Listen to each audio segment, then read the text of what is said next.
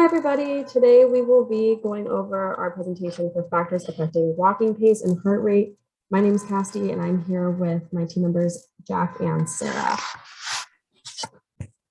First off, we have our problem statement, which was to conduct an experiment in order to determine which factors are the most significant in affecting walking pace and heart rate. And we expect to maximize the heart rate and minimize the walking pace.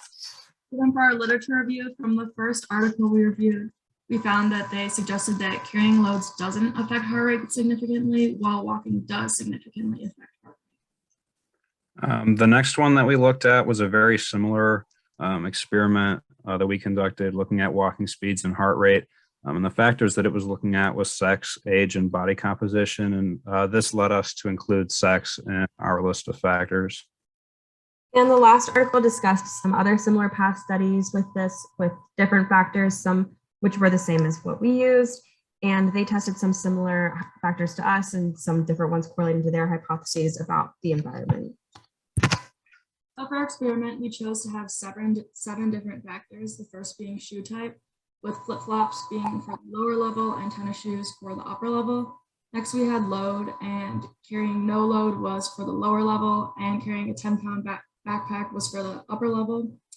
And then for noise level, participant listening to no noise was the lower level, and then listening to music at maximum volume was the upper level. And then for sex, male was the lower level and female was the upper level. For clothing type, athletic clothing was the lower level, while restrictive clothing was the higher upper level.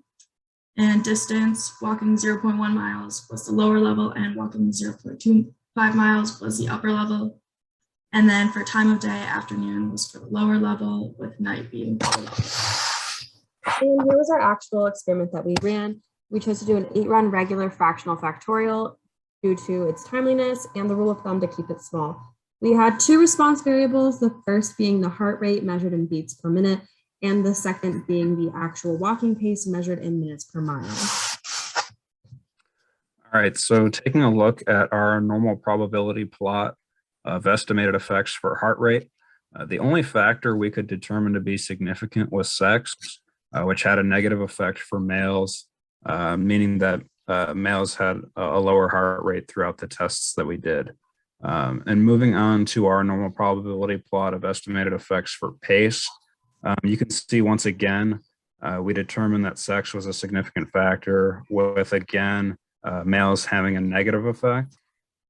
We also identified shoe type to be a significant factor in regards to pace, with flip-flops showing a positive effect. And this makes sense, as it's easier to walk quickly in tennis shoes for most people.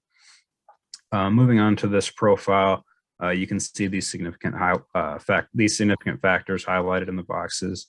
And I think if we were to do this again, we would maybe consider adding an additional factor, such as body composition or something else that could potentially explain why we saw such a difference between male and female, because that definitely came as a bit of a surprise to us.